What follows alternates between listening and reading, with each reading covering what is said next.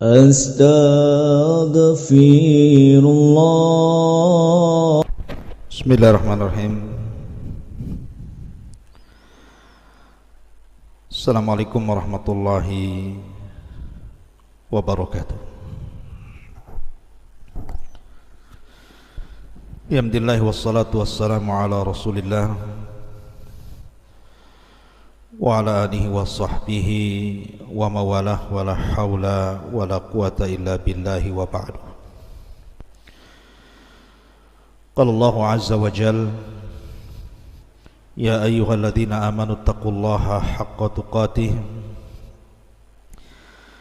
wa la tamutunna illa wa antum muslimun. Wa qala sallallahu alaihi wasallam: Man salaka tariqan yaltamisu fihi ilma sahhalallahu bihi tariqan ilal jannah. Ma'asyiral muslimin yang dimuliakan Allah Subhanahu wa taala, alhamdulillah di sore hari ini dengan izin Allah Subhanahu wa taala kita dipertemukan kembali lewat media Jabal Uhud, dan pembahasan di sore hari kita akan mengupas tentang rahasia di balik harta Qarun.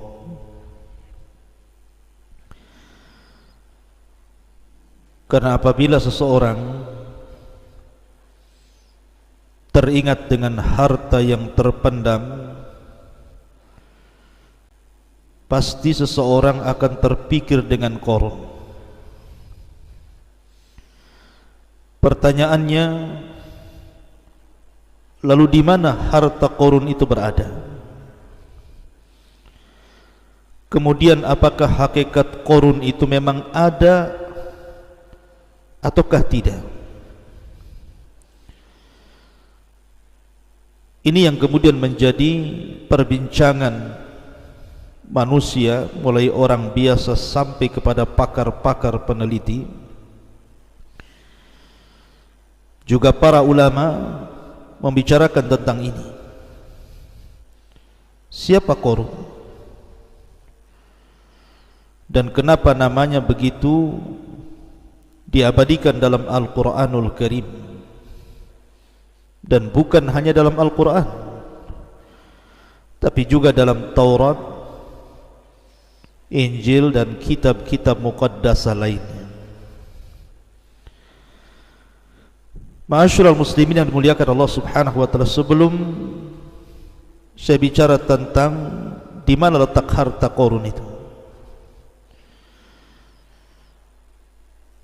maka kita akan menjelaskan sedikit tentang biografi siapa Qarun. Walaupun ini sering saya sudah ulang-ulang di beberapa kajian kita ketika membahas qasasul Quran. Ma'asyiral muslimin yang dimuliakan Allah Subhanahu wa taala, Qarun ini namanya Qarun ibn Yashur ibn Qahith. Dan Qahith ini adalah ayah daripada Imran, dan Imran adalah ayah daripada Musa. Musa ibn Imran ibn Qahith. Artinya Qarun dengan Nabi Allah Musa alaihi salatu wassalam itu ada kekerabatan. Dia satu di antara anak paman-paman Nabi Musa alaihi salatu wassalam, nasabnya berjumpa di Qahith.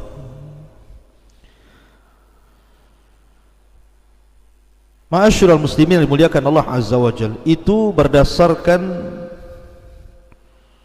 Al-Quran nama Qarun tersebut. Makanya Muhammad ibn Ishaq ibn Yasar, beliau mengatakan anna Qarun kana ammu Musa. Qarun itu pamannya Nabi Musa.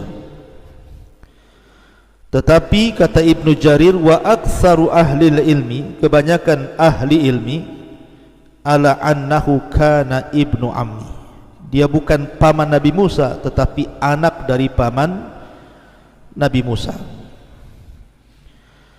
Dan itu yang banyak dikuatkan para ulama, seperti riwayat daripada Abdullah ibn Abbas radhiyallahu anhuma ketika beliau mentafsirkan inna Qaruna kana min qaumi Musa, sesungguhnya Qarun itu adalah bagian dari kaumnya Nabi Musa. Berkata Ibnu Abbas, kana ibnu ammi, karena Qarun itu anak paman Nabi Musa. Dan itu senada dengan yang dikuatkan oleh para mufassirin seperti Qatadah, Malik ibn Dinar, Ibn Jurayz dan yang lainnya. Ini berdasarkan Islam. Akan tapi kalau kita melihat pada perjanjian lama, maksudnya Taurat, maka Qarun itu namanya Qurah. Qurah ibn Yashar ibnu Qahat ibnu Lawi min abna'i ammi Musa wa Harun. Jadi Taurat memberi nama Qarun itu adalah Qurah ibn Yashar, putra Qahat, putra Lawi, dan Lawi termasuk anak-anak paman daripada Musa dan Harun. Menurut versi orang-orang Taurat, orang-orang Yahudi dalam kitab Tauratnya, bahwa Qarun ataupun Qurah ini salah satu daripada ru'asa Bani Israel, pemimpin-pemimpin Bani Israel.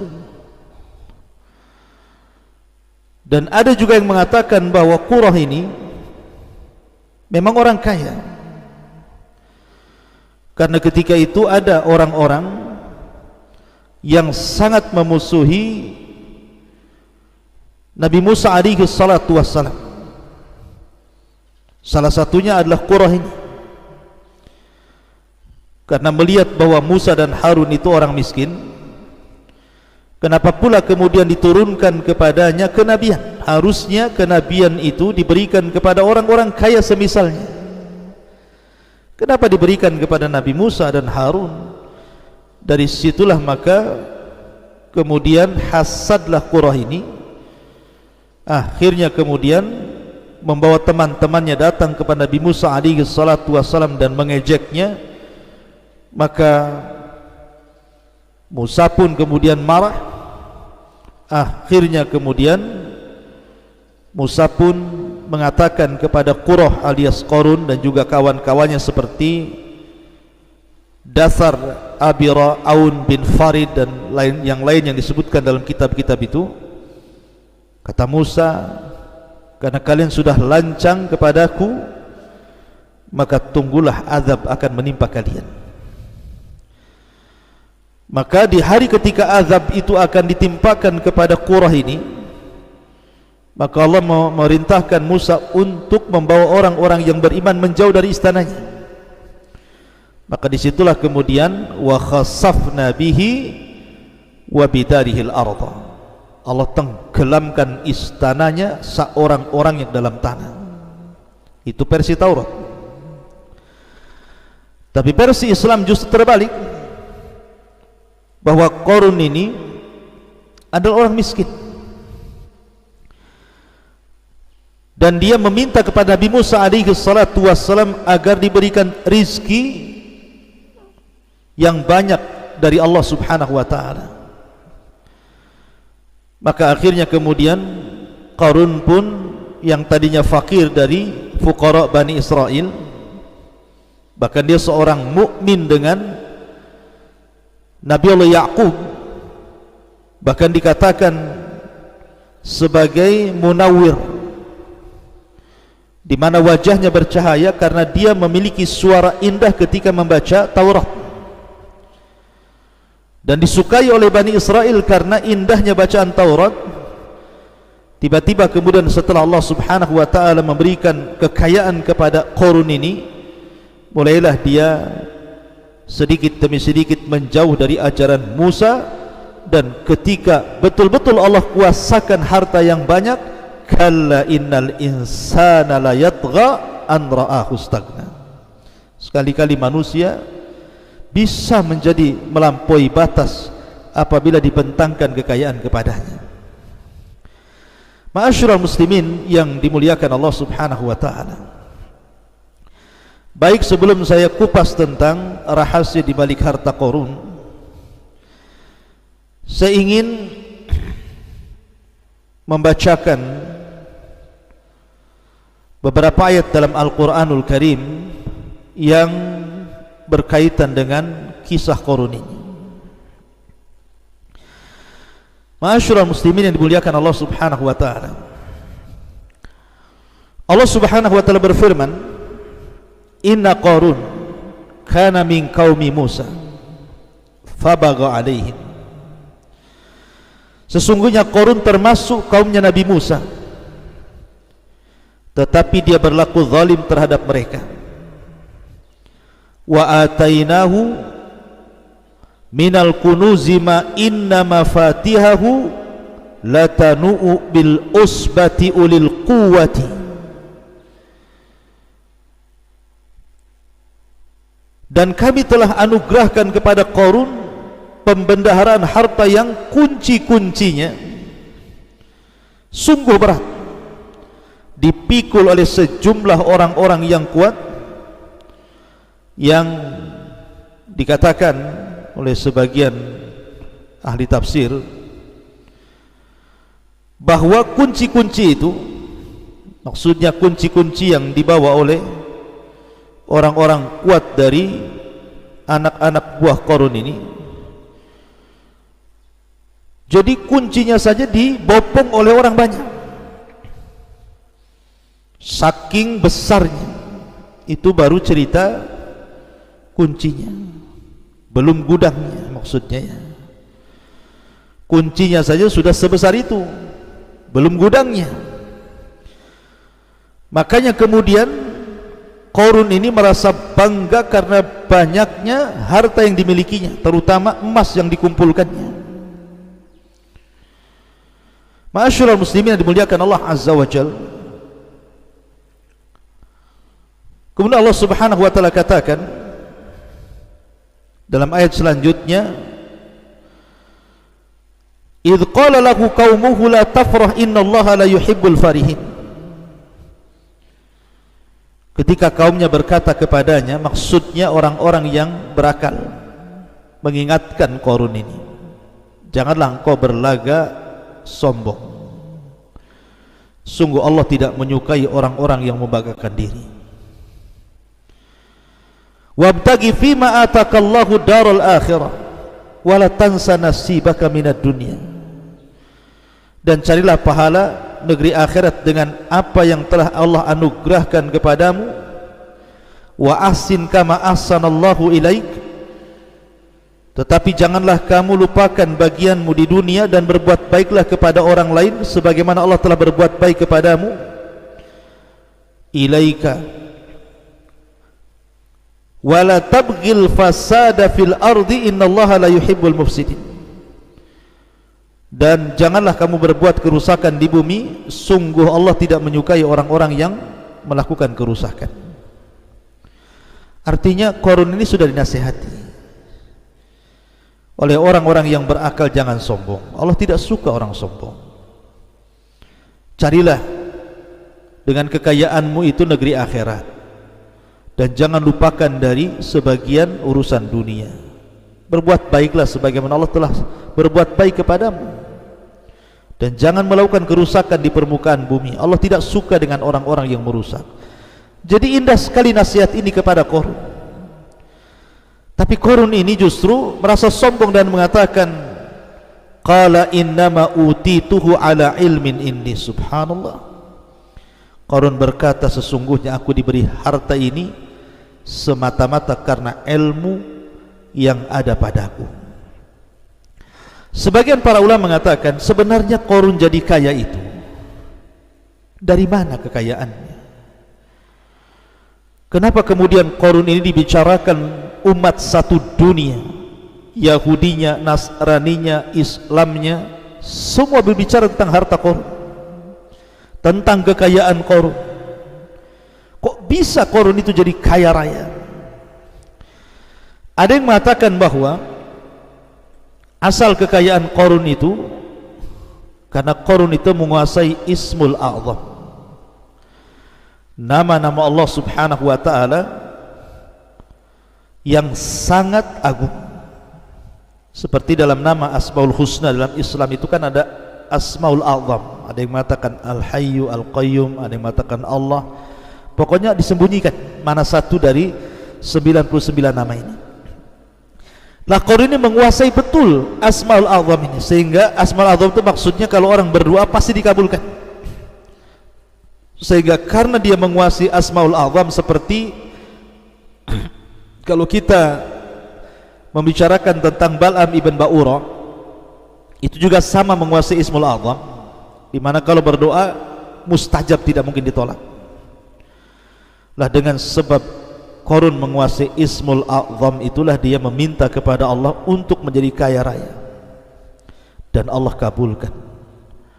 Namun setelah itu dia kufur nikmat kepada Allah Azza wa Jalla. Walaupun pendapat ini tentu dibantah oleh para ulama, karena Ismul A'zam itu diperuntukkan bagi orang-orang yang beriman, bukan orang-orang kafir seperti Qarun. Kemudian yang kedua, Qarun ini dianugerahi oleh Allah Subhanahu wa ta'ala tentang ilmu kimia. Dia bisa merubah dari sesuatu yang tidak berharga menjadi berharga. Bahkan bahasanya pasir aja bisa dibentuk jadi emas. Bahkan dia membentuk pintunya dari emas murni dan juga kursinya. Tapi pendapat ini pun dibantah oleh para ulama. Maka yang benar apa? Yang benar Qarun kana tajira. Qarun itu jadi kaya karena berniaga. Dan dia tujarul zahab, peniaga emas. Sehingga kemudian lambat laun, dari tadinya Qarun ini orang miskin menurut Islam gitu ya, kalau menurut ahli kitab justru dia sudah kaya. Tetapi kemudian dengan kesibukan berdagang, akhirnya kemudian dia berhasil menjadi orang kaya raya. Dia pun togok melampaui batas, wa takabbara, kemudian sombong kepada Allah Azza wa Jalla. Akhirnya Allah murka kepada Qarun. Jadi itu hasil kekayaan Qarun itu dari tajir. Ma'asyiral muslimin yang dimuliakan Allah Subhanahu wa ta'ala. Kemudian Qarun pun mengatakan, dengan bangganya dia mengatakan, innama utituhu ala ilmin indi. Kemudian Allah katakan, awalam ya'lam annallaha qad ahlaka min qablihi minal qurun man huwa asyaddu minhu quwatan wa aktsaru jam'a wa la yus'al an dzunubihimul mujrimun. Tidakkah dia Qarun itu mengetahui bahwa Allah telah membinasakan umat-umat sebelumnya yang mungkin jauh lebih kuat dibandingkan Qarun dan lebih banyak harta dibandingkan Qarun, dan orang-orang yang berdosa itu tidak perlu ditanya tentang dosa-dosa mereka. Ma'asyiral muslimin yang dimuliakan Allah Azza wa Jalla, Qarun ini kan sangat kaya, suka menggunakan pakaian-pakaian yang syuhrah, yang megah, ingin menunjukkan bahwa dia orang kaya. Sehingga dari penampilan Qarun, dari kekayaan Qarun, dari kebun, dari gudang-gudang harta, dari para pelayan, itu menjadikan pandangan manusia kepada Qarun ini, mereka ingin seperti Qarun. Jadi orang-orang fuqara wal masakin apabila memandang Qarun ini, berangan-angan kapan saya ingin seperti Qarun itu.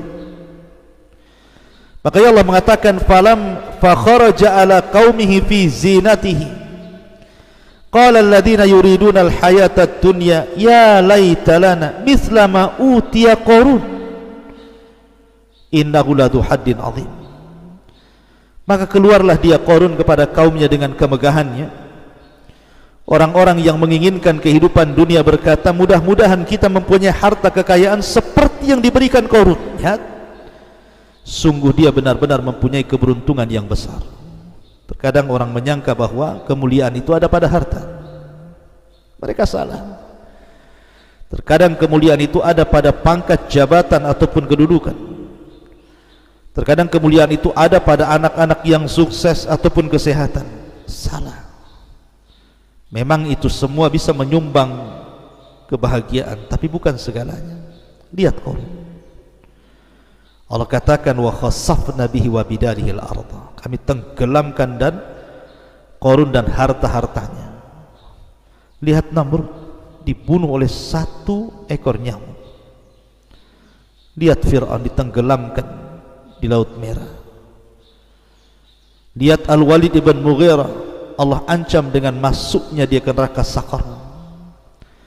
Jadi kebahagiaan bukan dengan harta. Wa qala alladziina utul ilma wailakum thawabullah khairun liman amana wa amila salihan wa la yulaqqaha illa sabir. Tetapi orang-orang yang berilmu, orang-orang yang beriman, ketika melihat orang-orang jahil, orang-orang bodoh itu tertarik dengan Qarun, mereka mengatakan, celakalah kalian. Ketahuilah pahala Allah jauh lebih baik bagi orang-orang yang beriman dan mengerjakan kebaikan, dan pahala yang besar itu hanya diperoleh oleh orang-orang yang sabar. Akhirnya Qarun semakin congkak. Mulailah dia takabur dengan hartanya. Ketika datang Nabi Musa alaihi salatu wassalam meminta zakat, karena zakat itu syariat, bukan hanya syariat Islam saja, sebelumnya juga sudah ada syariat zakat. Bahkan rukun Islam itu berlaku kepada semua para nabi dan rasul. Syahadat, salat, zakat, puasa, haji, semua ada. Tapi Qarun bakhil. Dia tidak pernah mensyukuri hartanya. Bahkan yang ada kemudian dia membuat fitnah kepada Nabi Musa. Difitnahnya Nabi Musa alaihi salatu wassalam bahwa dia telah menghamili seorang wanita pelacur. Tiba-tiba ketika dihadirkan wanita itu dan memandang wajah Nabi Musa, dia pun mengaku bahwa dia disuruh Qarun dengan imbalan harta yang banyak. Maka dari sini Allah subhanahu wa ta'ala murka kepada Qarun. Allah katakan fa khassafna bihi wa bidarihi al-ardha fama kana lahu min fi'atin yansuruna min dunillahi wa ma kana minal muntasirin. Maka kami benamkan Qarun bersama rumahnya ke dalam bumi, maka tidak ada baginya satu kelompok yang akan menolongnya selain Allah, dan dia tidak termasuk orang-orang yang dapat mendapatkan pembelaan diri. Maka orang-orang miskin yang pada mula-mulanya kalau melihat Qarun itu pengen seperti Qarun, tiba-tiba mereka mengatakan, wa ka'anna Allah yabsutur rizqa liman yasha min ibadi wa yaqdir laula amanna Allahu alaina la khasafa bina wa ka'annahu la yuflihul kafirun. Jadi duhai benarlah kiranya Allah melapangkan rizki bagi siapa yang dia kehendaki di antara hamba-hambanya, dan membatasi bagi siapa yang dikehendaki di antara hamba-hambanya. Sekiranya Allah tidak melimpahkan karunia kepada kita, tentu dia telah membenamkan kita pula. Duhai benarlah kiranya tidak akan beruntung orang-orang yang mengingkari nikmat Allah itu. Baru sadar mereka. Jadi ketika melihat ada pelajaran besar dari Qarun, baru sadar mereka bahwa bukan itu kemuliaan. Makanya Allah akhiri ayatnya, tilka darul akhiratu naj'aluha lilladina la yuriduna uluwan fil ardi wala fasadan wal aqibatu lil muttaqin. Negeri akhirat itu kami jadikan bagi orang-orang yang tidak menyombongkan diri dan tidak berbuat kerusakan di bumi, dan kesudahan yang baik bagi orang-orang yang bertakwa. Intinya bahwa Qarun pun diazab Allah. kemudian dirobohkan semua istananya, semua gudang-gudang emasnya, semua pembendaan hartanya, termasuk juga dirinya. Pertanyaannya, ma'asyiral muslimin yang dimuliakan Allah Subhanahu wa taala, di mana harta Qarun itu? Di mana peristiwa ini terjadi? Ma'asyiral muslimin yang dimuliakan Allah Subhanahu wa taala, sebelum saya jelaskan, kita akan jelaskan dulu sebenarnya peristiwa Qarun, perselisihan Qarun dengan Nabi Musa itu di Mesir, ataukah setelah Nabi Musa membawa Bani Israel sampai ke negeri Tih. Kalau versi Taurat, bahwa kejadian perselisihan Qarun dengan Nabi Musa alaihi salatu wassalam itu terjadi di Mesir. Karena ada yang mengatakan Qarun itu adalah salah satu dari orang-orang atau wazirnya Fir'aun dan Haman. Dan istilah Taurat namanya Qurah bin Yashar, itu orang dekatnya Fir'aun dan Haman, dan dia orang kaya. Adapun versi Islam, bahwa kejadian Qarun dengan Nabi Musa itu setelah hijrahnya kaum muslimin dari Mesir menuju Palestina. Maka disitulah terjadi di Ardi Tih. Qarun membangkang perintah Nabi Musa alaihi salatu wassalam, nasibnya sama dengan Bal'am ibn Ba'ura. Kenapa?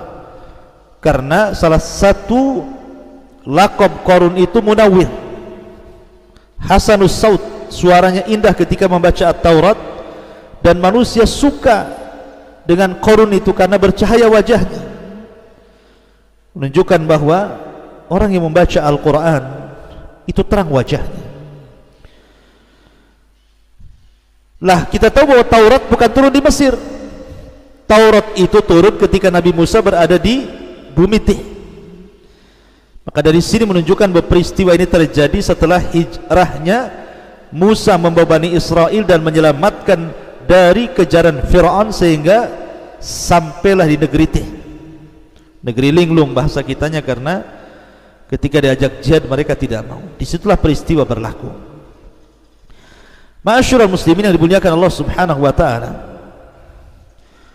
dalam cerita barat ada lagi bahwa Qarun itu adalah raja Libya, Malik Kuruzus,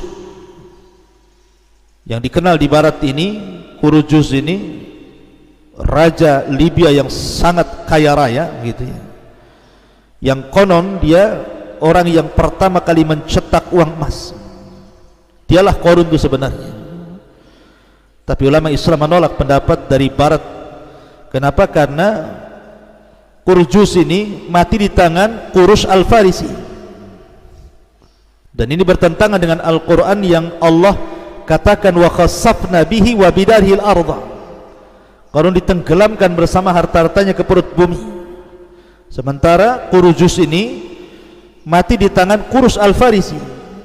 Sehingga apa yang diprasangkakan barat bahwa Qarun adalah Kuruzus ini tidak benar, karena bertentangan dengan Al-Quran dan juga sunnah Nabi sallallahu alaihi wasallam. Ma'asyiral muslimin yang dimuliakan Allah Azza wa Jalla, setelah kita tahu bahwa peristiwanya di Ardi Tih, di bumi linglung ini, lalu terjadi silang pendapat di mana harta Qarun yang ditenggelamkan Allah itu. Ada yang mengatakan bahwa peristiwa itu terjadi di Mesir, terjadi di Kairo, di Mesir sana, di tempat yang disebut Al-Fayyum. Al-Fayyum ini kalau dibuat jarak dari Kairo Mesir sekitar 150 km di barat daya Kairo dan Mesir, Fayyum ini. Karena di situ konon ada runtuhan bangunan yang dipercaya sebagai tempat tinggal Qarun di masa itu, dan tempat itu berdekatan dengan danau Qorun, atau kurang lebih berjarak sekitar 2 km. Menurut beberapa sumber, bangunan yang masih berdiri kokoh adalah benteng yang dibangun oleh Qorun. Jadi ada yang berpendapat bahwa Qorun itu hartanya dipendam di Fayum, di Mesir sana. Bahkan Fayum ini menjadi pusat penelitian dunia. Apakah betul di situ pernah terjadi gempa gitu sehingga menghancurkan istana Qorun dan Qorun-Qorunnya sekali gitu ya? Ataukah ada tempat lain selain Fayum ini? Ada juga yang mengatakan bahwa peristiwa ini bukan terjadi di Fayum, tetapi terjadi di Nainawa. Nainawa mana? Di Irak. Disitulah kekayaan Qorun yang kemudian Allah Subhanahu wa ta'ala tenggelamkan ke bumi, di Nainawa di Irak. Ada juga yang mengatakan bahwa harta Qorun itu ya di bawah sungai Efrat itu. Nabi SAW yang mengatakan bahwa di situ ada pembendarahan emas gitu ya. Tapi ma'asyiral muslimin, Quran ataupun sunnah Nabi SAW tidak menjelaskan secara detail letaknya di mana, kemudian waktunya kapan, karena kelahiran Qorun dan wafatnya Qorun aja tidak dijelaskan.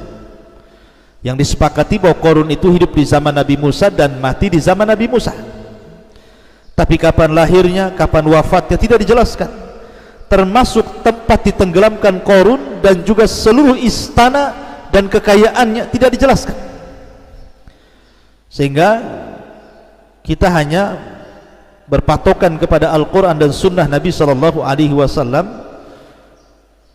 karena tidak ada keterangan yang jelas dari Quran Sunnah tentang letaknya di mana. Sehingga kemudian manusia menerka-nerka, ada yang mengatakan di Fayum di Mesir, ada yang mengatakan di Nainawa Irak, ada yang mengatakan di Efrat gitu, dan begitu seterusnya. Yang jelas bahwa kemungkinan bisa terjadi. Yang jelas bahwa Qorun pernah ditenggelamkan bersama hartanya. Di mana harta itu berada, wallahu a'lam. Itu yang paling selamat, wallahu a'lam.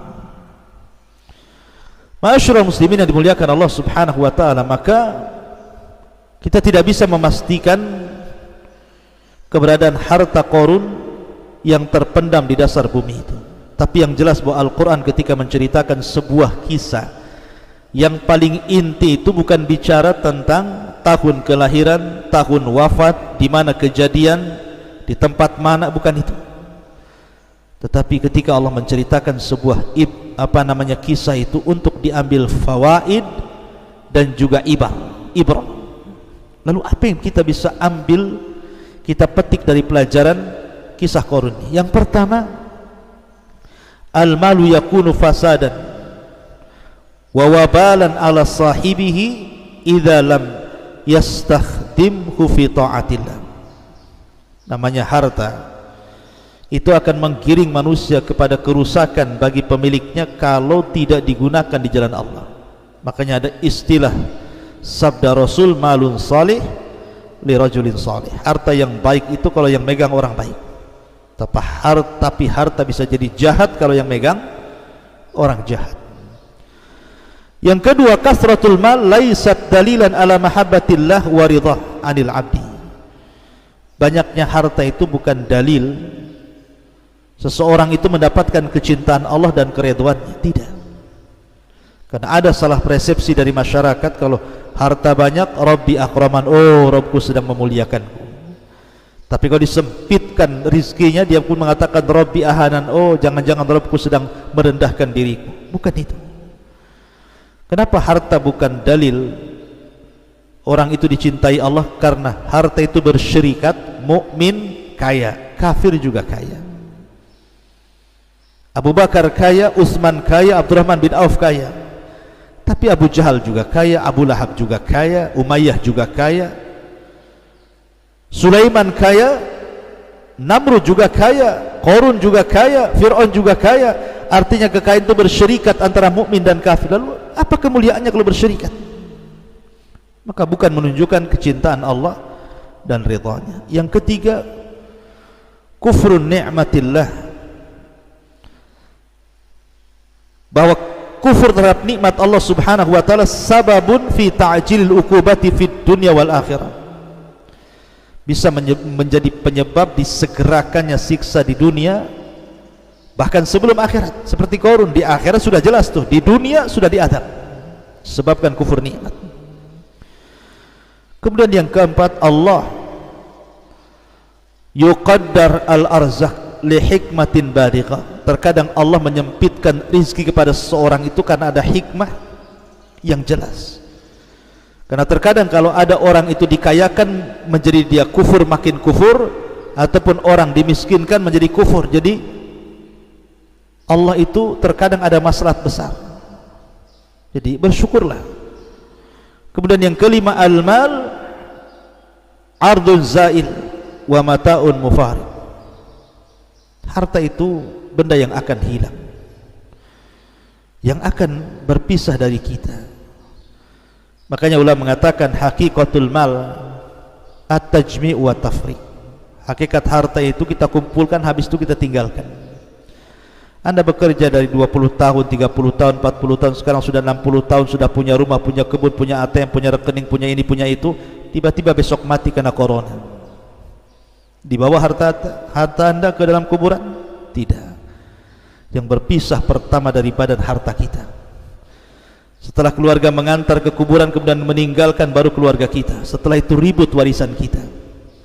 Itulah harta, hakikat harta itu tajmi' wa tafriq. Makanya sebagai penutup Rasul mengatakan, maluka ma akalta fa afnaita wa ma labista fa ablaita wa ma tasaddaqta fa abqaita. Hartamu, kata Rasul, yang kau makan pasti hilang, yang kau pakai pasti usang, yang kau sedekahkan itulah yang kau bawa mati. Subhanakallahumma bihamdika asyhadu an la ilaha illa anta astaghfiruka wa atubu ilaik. Allahu ta'ala. Assalamualaikum warahmatullahi wabarakatuh.